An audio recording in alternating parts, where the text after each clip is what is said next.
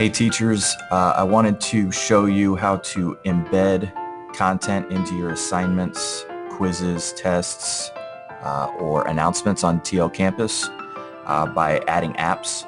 I talked about this in a previous video, but I wanted to add to that because I just found something and I thought it was really cool. So you have to add apps to your classes or to your courses one at a time. For example, if I wanted to add an app to this class here, I would click on it, and then I'd go to Settings, and then under Settings, go to Apps, and it's going to list a whole bunch of stuff, some of which we can use, a lot of which we can't, because they require subscriptions or enrollment. So you can look through, if you click on one of these, like Apex Learning, you can, if it shows up like this, you can add it. Others will give you a prompt asking for codes or logins, and obviously that may not apply to us. So there's a bunch of stuff here that you can take a look at, and what it means is that you can embed this content into an announcement, an assignment, or a quiz so that the student doesn't have to go outside of Canvas for that information. So if you wanted to put a YouTube video for them to watch, it would be right in the assignment, in the quiz, or in the announcement, and they wouldn't have to go outside of TL Campus in order to view that video. But I found that if you add Twitter, which is coming up here, you can add Twitter, and you can see I've done that.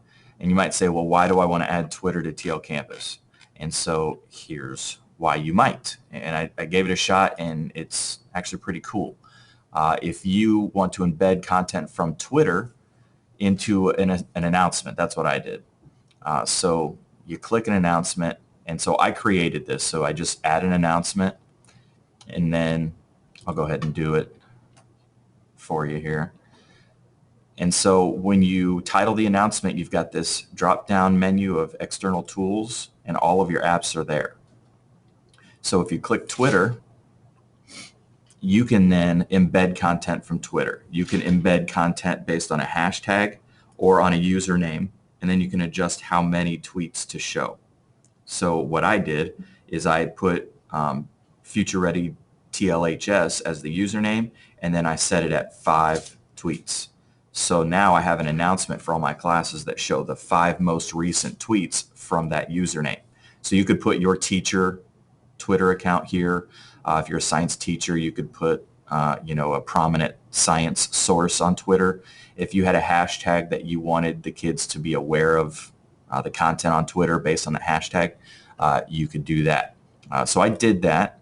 And so if we go back to my announcements, you'll see and this is the part that I didn't realize was going to be the case. I posted this just to see if it would work.